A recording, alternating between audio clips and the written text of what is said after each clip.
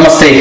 ಬಲಿಷ್ಠ ಭವ್ಯ ಪಾತ್ರಗಳಿಗೆ ಜೀವನ್ ವಾಸ್ತು ವಾಸ್ತು ವೇದ ವಿಜ್ಞಾನ ಯೂಟ್ಯೂಬ್ ಚಾನಲ್ಗೆ ಸ್ವಾಗತ ಸುಸ್ವಾಗತ. ಇವತ್ತು ಒಂದು ಉತ್ತಮವಾದಂತಹ ವಾಸ್ತು ಟಿಪ್ಸ್ ಅನ್ನ ಕೊಡ್ತೀನಿ. ಯಾಕೆ ಅಂತಂದ್ರೆ ಇದು ನಾನು ಸಾಕಷ್ಟು ಕಡೆ ನನ್ನ ಅನುಭವಕ್ಕೆ ಬಂದಿರೋಂಥದ್ದು. ಅಂದ್ರೆ ಅನುಭವಕ್ಕೆ ಬಂದಿರೋದಂದ್ರೆ ಎಲ್ಲೆಲ್ಲಿ ವಾಸ್ತು ನೋಡಕ್ ಹೋಗಿರ್ತೀವೋ ನೋಡುತ್ತೀನೋ ಅಥವಾ ಯಾರು ವಾಸ್ತು ಪ್ರಾಬ್ಲಮ್ ಅಂತ ಬರ್ತಾರೋ ಅವರೆಲ್ಲ ನೋಡಿದಾಗ ಚೆಕ್ ಮಾಡಿದಾಗ ಏನಾಗಿರುತ್ತೆ ಅಂತಂದ್ರೆ ಸಾಕಷ್ಟು ಜನ ಏನ್ ಮಾಡ್ತಾರೆ, ಮನೆಯ ಹಿರಿಯರು ಅಂದ್ರೆ ನಮ್ಮನ್ನೆಲ್ಲ ಬಿಟ್ಟು ಆಗಲಿ ಸ್ವರ್ಗಾಧೀನರಾದಂತಹ ಹಿರಿಯರ ಫೋಟೋವನ್ನ ಏನ್ ಮಾಡ್ತಾರೆ ಅಂದ್ರೆ ಪೂಜಾ ಮನೆಯಲ್ಲಿ ದೇವರ ಕೋಣೆಯಲ್ಲಿ ನಮ್ಮ ತಂದೆ ತಾಯಿಗಳು ಅಜ್ಜ ಅಜ್ಜಿ ಇವ್ರನ್ನೆಲ್ಲರೂ ಕೂಡ ನಾವು ದೇವರು ಅಂದ್ಕೊಂಡು ಏನ್ ಮಾಡ್ತೀವಿ, ತಗೊಂಡೋಗಿ ಪೂಜಾ ಮನೆಯಲ್ಲಿ ದೇವರ ಕೋಣೆಯಲ್ಲಿ ದೇವರು ಇಡುವಂತ ಪಟದ ಜೊತೆಗೆ ಪಕ್ಕದಲ್ಲಿ ಇವ್ರದ್ದು ಫೋಟೋ ಇಟ್ಬಿಟ್ಟಿರ್ತಾರೆ. ನೋಡಿ, ಒಂದಂತೂ ತಿಳ್ಕೋಬೇಕು, ಆ ಡಿವೈನ್ ಎನರ್ಜೀಸ್ ಡಿವೈನ್ ಎನರ್ಜಿನೇ. ಅದಕ್ಕೆ ಸರಿ ಸಮಾನರಾಗಿ ಯಾರ ಕೈಲೂ ಆಗಕ್ ಸಾಧ್ಯನೇ ಇಲ್ಲ. ಏನಾಗಿರುತ್ತೆ, ನಮಗೆ ನಮ್ಮ ತಂದೆ ತಾಯಿ ಅಂತಾರೆ ನಮಗೆ ದೇವರ ಸಮಾನ, ನಮ್ಮ ಅಜ್ಜ ಅಜ್ಜಿ ಅಂತಾರೆ ದೇವರ ಸಮಾನ, ದೊಡ್ಡಪ್ಪ ದೊಡ್ಡಮ್ಮ, ಈ ತರ ಒಬ್ಬೊಬ್ಬರು ಅವರವರ ಅವಿನಾವ ಭಾವ ಸಂಬಂಧಗಳ ಮೇಲೆ ಅವರಿಗೆ ಒಂದು ಅವಿನಾವ ಭಾವವಾದಂತ ಒಂದು ಭಾವನೆಗಳನ್ನ ನಾವು ಇಟ್ಕೊಂಡ್ಬಿಟ್ಟಿರ್ತೇವೆ ನಾವು. ಆದರೆ ಎಲ್ಲರಿಗೂ ಅವರದೇ ಆದಂತ ಸ್ಥಾನಗಳಿದ್ದೇ ಇರುತ್ತೆ. ಆಯಾ ಸ್ಥಾನದಲ್ಲಿ ಅವರುಗಳು ಮಾತ್ರ ಇರಬೇಕು ಹೊರತು ಬೇರೆಯವರು ಇರೋಂಗಿಲ್ಲ. ಅರ್ಥ ಆಯ್ತಲ್ಲ? ಸೊ ನಾನು ಸುಮಾರು ಕಡೆ ಕೇಸ್ ಸ್ಟಡೀಸ್ ನೋಡ್ಬಿಟ್ಟಿದ್ದೀನಿ.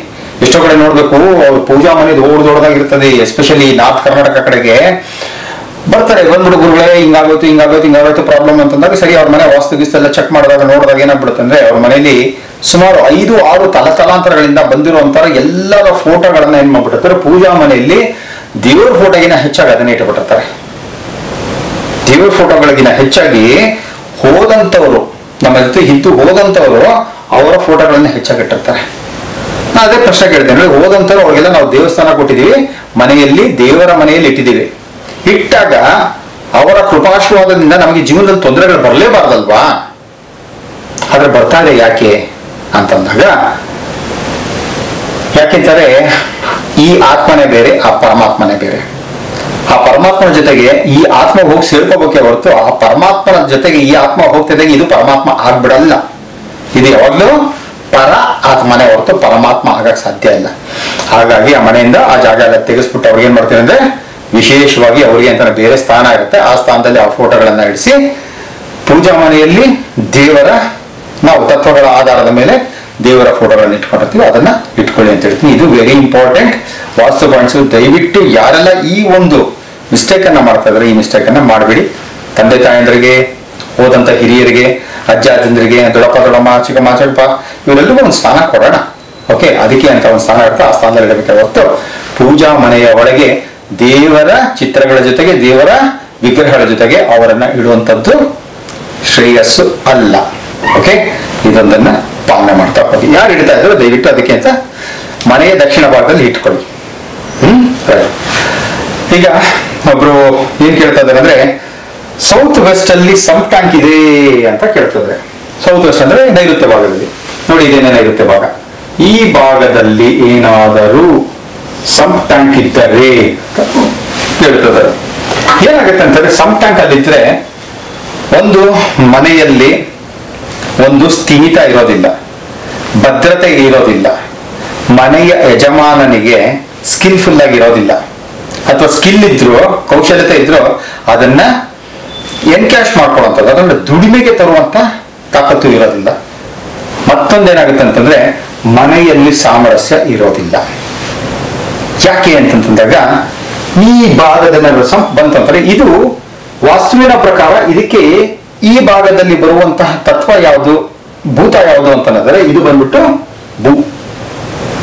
ಓಕೆ, ಪೃಥ್ವಿ ಬರುವಂತಹ ಜಾಗ. ಪೃಥ್ವಿ ಬರುವ ಜಾಗದಲ್ಲಿ ಏನಾಗುತ್ತದೆ, ಜಲವನ್ನ ನಾವು ಹೆಚ್ಚು ತೆಗೆದುಕೊಂಡು ಹೋದಷ್ಟು ಏನಾಗ್ಬಿಡುತ್ತೆ, ನಾವು ನೋಡ್ತಾ ಇರ್ತೀವಲ್ಲ, ಈಗ ಒಂದು ಸಣ್ಣದಾಗಿ ಒಂದು ಬದಿ ಗಿದಿ ಕಟ್ಟಿರ್ತೀವಿ ನಾವು, ನೀರು ಜೋರಾಗಿ ಬಂತಾನೆ ಏನಾಗ್ಬಿಡುತ್ತೆ, ಬದಿ ಹೊಡ್ಕೊಂಡು ಹೋಗ್ಬಿಡ್ತದೆ. ಓಕೆ, ಯಾವಾಗ ನಾವು ಅದೇನು ಕಟ್ಟಿರ್ತಲ್ಲ, ಬದಿ ಗಿದಿ ಕಟ್ಟಿರ್ತಲ್ಲ, ಬದಿ ಹೊಡ್ಕೊಂಡಿರ್ತಂದ್ರೆ ನೀರು ಹಿಂಗೆ ಹರಿಬೇಕಾಗಿರೋದು ಹಿಂಗೆಲ್ಲ ಹರಿಯಕ್ಕೆ ಶುರು ಆಗ್ಬಿಡ್ತದೆ. ಯಾಕಂದ್ರೆ ನೀರಿನ ಹರಿವು ಜಾಸ್ತಿ ಇರುತ್ತೆ ಅಂತ ಅನ್ನೋದು ಇರುತ್ತದೆ. ಸೊ ನಿಮಗೆ ಈ ರೀತಿ ನಿಮ್ಮ ಮನೆಯಲ್ಲಿ ಅಭದ್ರತೆ ಕಾಡ್ತಾ ಇರುತ್ತೆ. ಓಕೆ, ಕೆಲಸ ಕಾರ್ಯಗಳು ಸರಿ ಇರೋದಿಲ್ಲ, ಮತ್ತೆ ಮನೆಯಲ್ಲಿ ಸಾಮರಸ್ಯತೆ ಇರೋದಿಲ್ಲ, ಮಗದೊಂದು ಮನೆಯಲ್ಲಿ ಒಗ್ಗಟ್ಟಿರೋದಿಲ್ಲ, ಇವೆಲ್ಲ ಸಮಸ್ಯೆಗಳು ಇದೆ. ಇಲ್ಲಿ ಸೌತ್ ವೆಸ್ಟ್ ಅಲ್ಲಿ ಸಂಪ್ ಇರೋದ್ರಿಂದ ಅಂತ ಯಾರಿಗನ್ಸಿದ್ಯೋ ಅವರು ಮತ್ತೊಮ್ಮೆ ಪ್ರಶ್ನೆ ಕೇಳಿ ಎಸ್ ಇಂತಿಂತದ್ದೇ ಸಮಸ್ಯೆ ಇದೆ ಅಂತಂದ್ರೆ ಅದಕ್ಕೆ ಪರಿಹಾರ ಏನ್ ಮಾಡ್ಬೇಕು ಅಂತ ಅನ್ನೋದನ್ನ ಮುಂದಿನ ಎಪಿಸೋಡ್ ಅಲ್ಲಿ ತಿಳಿಸ್ಕೊಡ್ತೀನಿ. ಆಗ್ಬೋದಾ? ರೈಟ್. ಮೊದಲೊಬ್ರು ಕೇಳಿದಂತ ಪ್ರಶ್ನೆ ಏನಂತಂದ್ರೆ, ಈ ಮನೆ ಕಟ್ಟಬೇಕಾದಾಗ ಇದು ನವರತ್ನ ಅಧ್ಯಾಯ ಅಂತ ಬರುತ್ತೆ, ಅಥವಾ ನವರತ್ನಗಳನ್ನ ಎಲ್ಲೆಲ್ಲಿ ಇಡಬೇಕು ಅಂತ ಅನ್ನೋದು ಒಂದು ಬರ್ತದೆ. ಅದು ಈ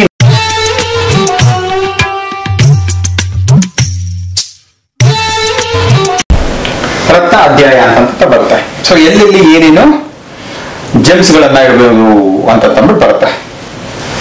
ಸೊ ಇದರಲ್ಲಿ ಏನಾಗುತ್ತೆ ಅಂದ್ರೆ, ಮೊಟ್ಟ ಮೊದಲಾಗಿ ಇಲ್ಲಿ ಬಂದಾಗ ಏನಾಗುತ್ತೆ ಅಂದ್ರೆ, ಈಸ್ಟ್ ಸೂರ್ಯನಿಗೆ ಅಂತ ಬಂದಾಗ ರೂಬಿ ಬರುತ್ತೆ,